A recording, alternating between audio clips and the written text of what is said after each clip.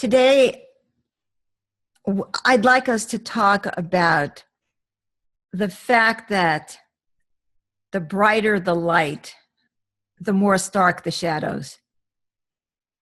And what I mean by that is if you walk into a room, there can be 20 pieces of furniture in that room, but if the room is dark, you won't see any shadows. In fact, you won't even see the furniture, will you? You turn that light on and suddenly there's furniture, there's shadows. Well, I started thinking about that the other day because I was reading something which just gave me, the chills in a negative way about how much more racism Black people are feeling ever since Obama was elected president. The kind of mocking, racist vitriol against President Obama has been awful. And I know it's true. And people say, well, is it really true that we've treated Obama differently because he's Black? Well, duh. Are there cartoons about other presidents, make it to look like monkeys? And there are horrible things that have been put out about Michelle. And then there was that birther movement. Was President Obama really an American? I mean, this has nothing to do with whether or not you agree with President Obama. It's just noticing that there's been a huge backlash, racial backlash, ever since Obama was elected. And so at first I felt just sick. I knew it was true, but I didn't like reading about it. It's like, I know there's Syrian refugees and other refugees, but I don't want to know that there's 26 million displaced, refugees that have no place to go. I don't want to know about it. Just please turn off the news. But as soon as I had that thought, immediately after that thought, I had the second thought, which is the brighter the sun, the starker the shadows. Racism was not born with the election of President Obama. In that dark room where there is no light, you do not see the blocks to the light because there is no sun. It's only when you turn the light on do you see what's blocking. And when I had that realization, which maybe you've realized a million times already, but it just sort of congealed for me, I thought, this is a good thing. This is a good thing. It helped me to overcome the upset that I was feeling. It's the same thing with the LGBT community. I mean, the backlash against gays based on the Supreme Court decision allowing for same-sex marriage has been horrendous.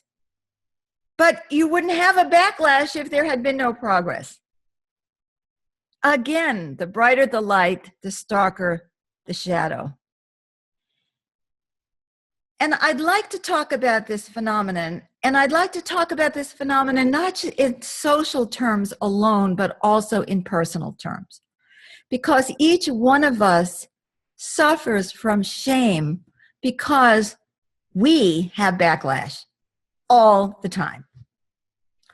And it can look like the backlash is being caused by the progress, but all it is, it's being exposed by the progress.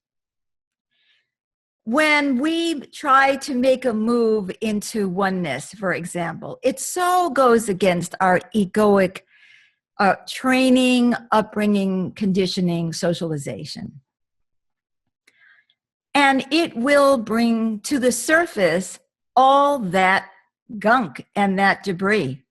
And instead of dreading it and being ashamed of it and getting angry about it, which I have to admit that sometimes I do too, we need to welcome it. Stay like, dang, there it is again. Now we can do something about it. But if you go into a dark room and there's no sun and there's even not a light bulb, you don't know what all the blocks are. You can't see them, but you still stumble around. They're still going to trip you up. See, we have to be grateful when somebody turns the light on, because then we get to see what's tripping us up. And so we need to be grateful when people point out to us what is tripping us up instead of just letting it just lay there, tripping us up. And we as a society need to understand that when we make progress, all of that unconscious hostility, anger, prejudice is going to surface.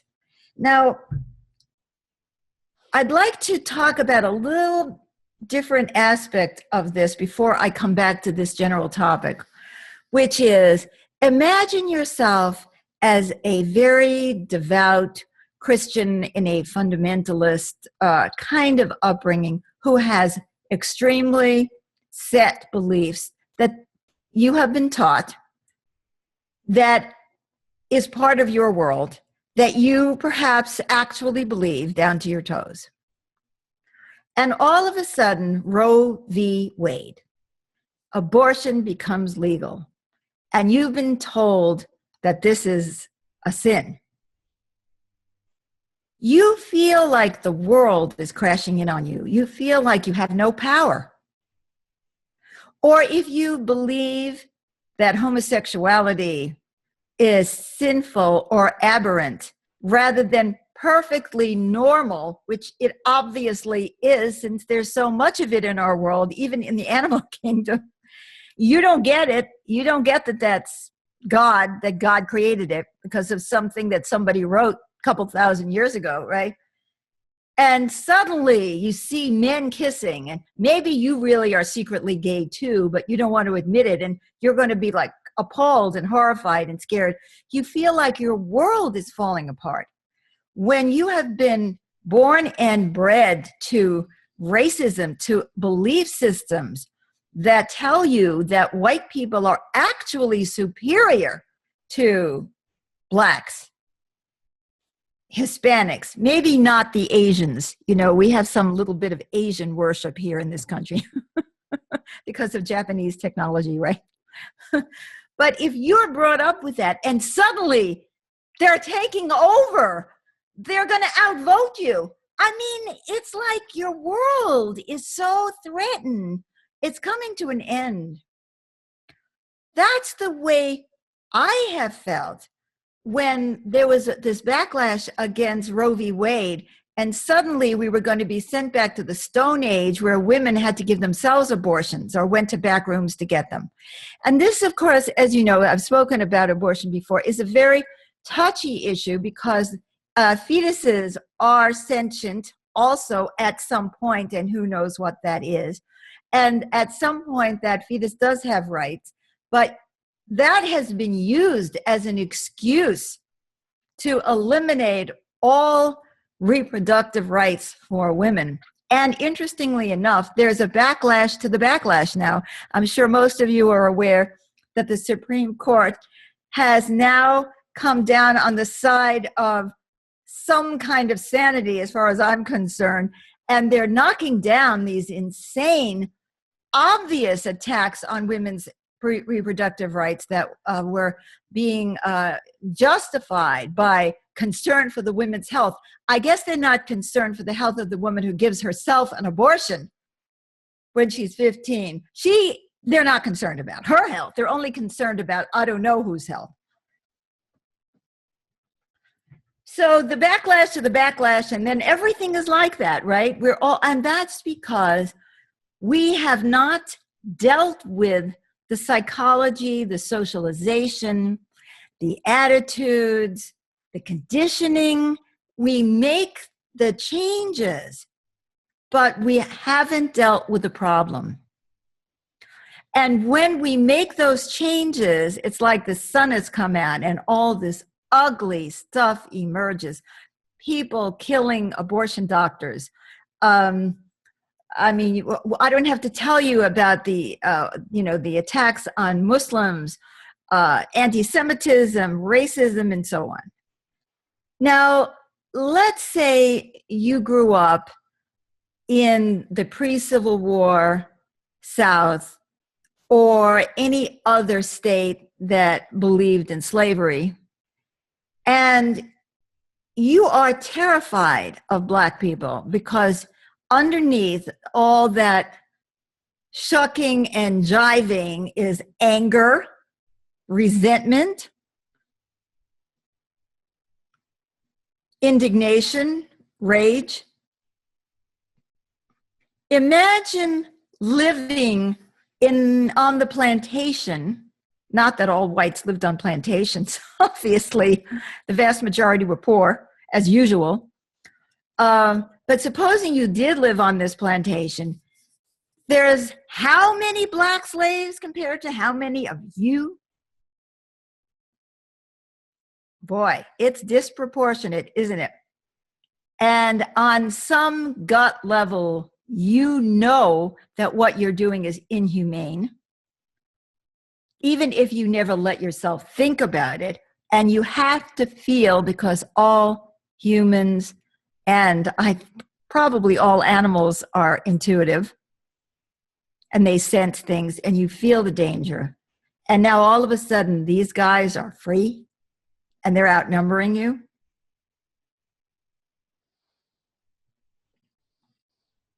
You're going to be petrified, and you're not ready, because the abolition of slavery was won by war. There were people in the South, of course, who were against slavery. And there were people in the North who were super racist. But needless to say, the people who were living off slavery directly, their lives were disrupted on a different level by the abolition of slavery. And they were terrified.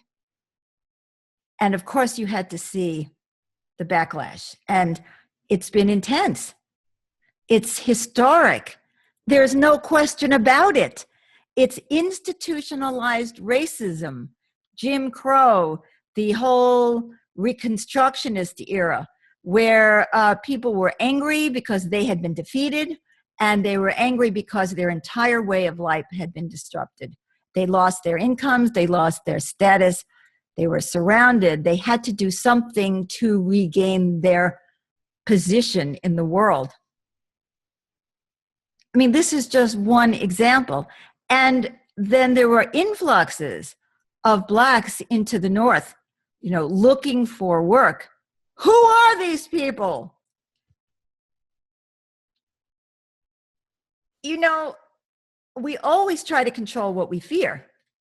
And when we try to control or discriminate, we keep creating the resentment that creates the need for people to be afraid. Living in the North, when the ghettos started burning, it was a scary time. I was afraid to go into Harlem and to other black neighborhoods, because all of that anger was beginning to surface, the anger against the discrimination, the poverty, racism. I saw it. I lived it in many ways because I had black friends, or I was with a black man for 8 years. I mean, I know what it was like in the 50s, in the 60s. I understand why people frustrated and angry burned their cities down, but it didn't mean that it didn't cause fear in the white population that tries even harder to protect itself by redlining, by not letting blacks into certain neighborhoods. I mean, it's like fear begets fear and anger begets fear. But we don't address people's attitudes and their fears. We just make laws and say, you cannot discriminate. We have to desegregate the schools. I lived in Cleveland, Ohio in the 1970s, and this was the most amazingly segregated city I had ever lived in, because prior to that, I lived in New York, where, yes, there were black ghettos, and there were like the white ghettos, which is like the Upper East Side or whatever it was. I don't know what it is now. But then in between, you just turn a corner. There's people of every race, or there was at that time. But in Cleveland, everybody on the Upper West Side, that wasn't Upper West Side, I'm confusing Cleveland and New York, on the West Side was white, working class, and then you had the wealthy whites and you had the blacks in other areas, and it was like apartheid. And when you had that kind of thing, we were told that segregation was not equal. And they were so darned right. There was no separate but equal. That's a sham. And so now we have to start busing our children to each other's schools when we are still afraid, anxious, and when the black kids have been, most of them, brought up in very deprived circumstances. And do you want to send your child to a school that has, its ceiling falling in or doesn't have a good basketball court? But like, no, we make these decisions that we're going to deal with these things, but we never deal with the feelings of the people that this is happening to. And so Roe v. Wade, which I was thrilled about, having had to look for a backroom abortion myself when I was 18 years old. And if I hadn't miscarried, I would probably be dead because I was going to a bar room in Pennsylvania to have an abortion. I mean, God, when I was of age, you couldn't even get a divorce, much less an abortion. I mean, what we had to do to get just to get a divorce. So I was thrilled, but I didn't think about, well, what about the people who actually believe that this is terrible? I had no compassion for them. I didn't have a thought about them. And even if I didn't have compassion, which meant that I would actually have to feel for them and have some understanding of the way they were raised or the situation they were in, just common sense. How do you think these people are going to react? Well, we're seeing it today. We're seeing it in the Make America White Again campaign, otherwise known as Donald Trump.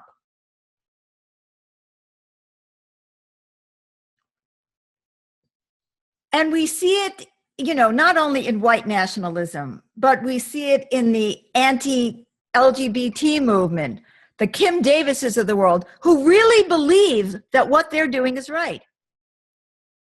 Did we ever deal with them? Did we ever try to help them to see things in a different way? Did we educate them? Did we bring people into their community to talk to them? When you know gay people, you know they're people. You know they're people who are gay. When you really know black people, you know they're people who are black. And sure, they're angry. And why shouldn't they be? And then when you meet the poor white trash, you discover that they're people who are poor and uneducated and have their own problems. But we're so scared of each other, and we don't take the time or even have the awareness that we need to do something to support the reconciliation among people rather than just give them the orders. And I also have compassion for the fundamentalist kinds of people who were horrified with the sexual promiscuity of the movies and in the TV programs. I can imagine how they feel. I can't stand it, actually. I can't stand it either. And they don't like the liberal media, which I used to think was pretty right-wing in my estimation. But I could see in relationship to where they were coming from, they saw it as the liberal media that controlled their world. See, just like I can't stand Fox News. I don't even listen to it. How would you like to have been of a right-wing persuasion when the news media was primarily liberal? You wouldn't want to turn on the news. See, we don't put ourselves in each other's shoes, and we don't understand that consciousness needs to change, that we actually need an inner revolution. It is so obvious. If we don't have an inner revolution, all we're going to do is have Point, counterpoint, point, counterpoint. It's ping pong. Who's going to win? And then we're so happy when our side wins, we don't think about the consequences to the whole when the other guy loses, because we are brought up in this egoic win-lose perspective. So, yay! And how ignorant that is, and how short-sighted that is.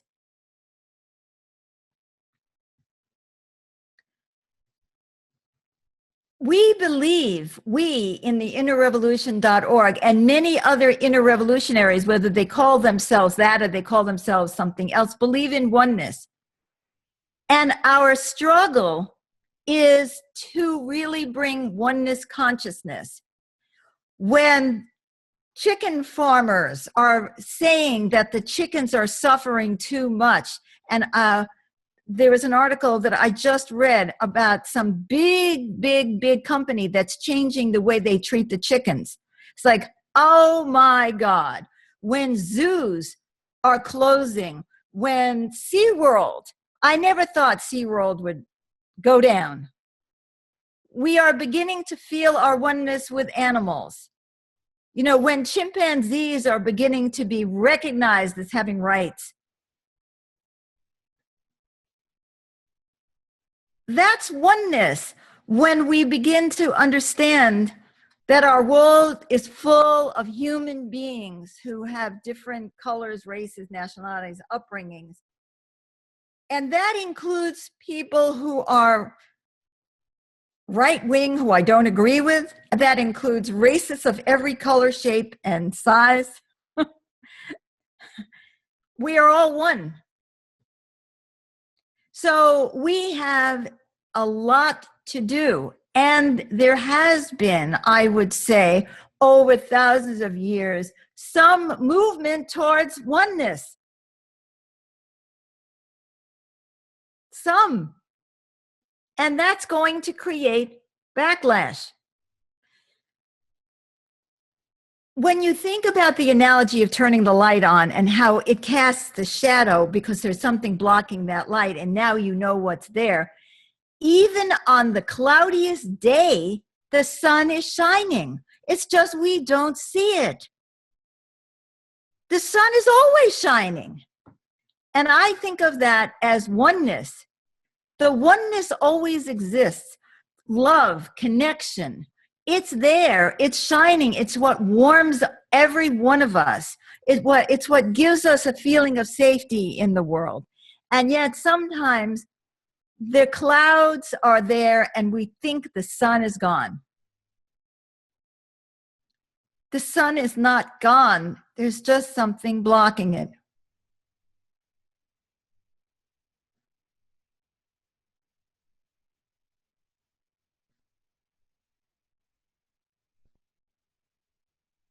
We have to start to do things differently. It's very difficult.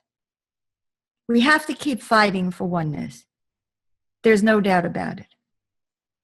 We have to stop freaking out when there's a backlash. And we have to address that backlash differently. And this is just as true about ourselves as individuals. Every time we make progress, we go nuts. But really, we are not going nuts. We have always been nuts. It's just that we're seeing it because we've turned the light on. Remember that. We in the innerrevolution.org have been moving more and more towards oneness, towards integration, and towards synergy, which is a word you're going to be hearing a lot from me. Because synergy is a different way of thinking of oneness. That synergy isn't about we are all the same. See, people want to make America white again, think that our solution is to all be the same, as though countries that were all white never had any crime. Poverty, exploitation, rape, or anything else, right? because whites don't do these things, of course, as we know. But anyway, I've distracted myself with that. Oh, yes, I was talking about synergy. So synergy is not about we are all the same. Synergy is about we are all different and we know how to work together because the whole is greater than the sum of its parts.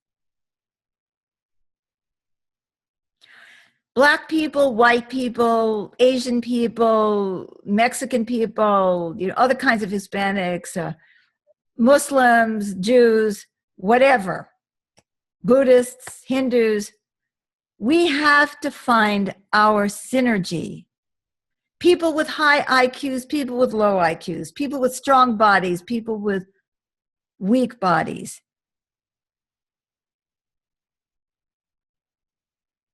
People who are mathematically oriented, people who are super verbal, concert pianists, jazz trumpeters, garbage collectors. If we don't work together synergistically, our world is poorer, and so are we.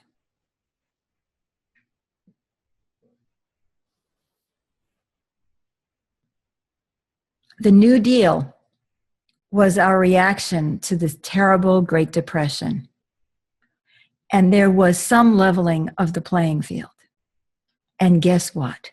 The rich fought back, didn't they? Big surprise. Just because we had a New Deal, we had welfare reform, or we had Social Security, doesn't mean that the people who held the power and the wealth in our world were any more willing to share, were they?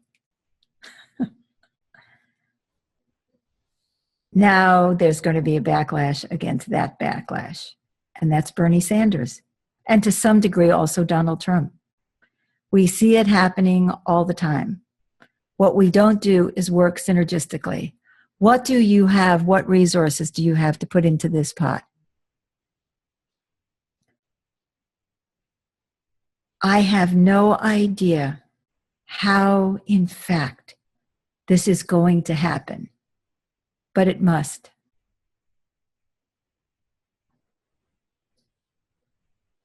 Because in our guts, we are all happier when we cooperate and work together for a better world.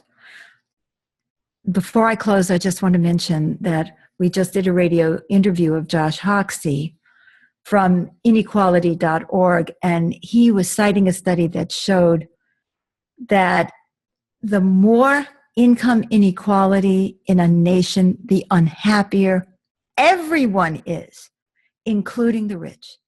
I know that's true intuitively, but there it was. There is the fact.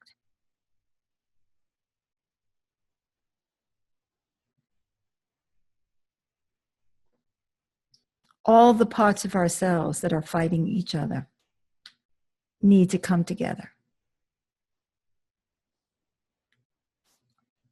Our world needs to come together in synergy.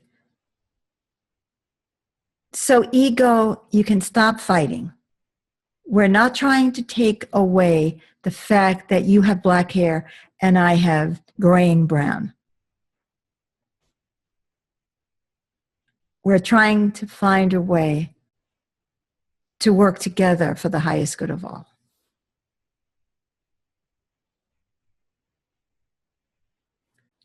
I don't care if the shadows get darker and darker and darker. We've turned that light on, and we're going to continue doing it until all the blocks are gone and there's nothing left but sunshine. Thank you.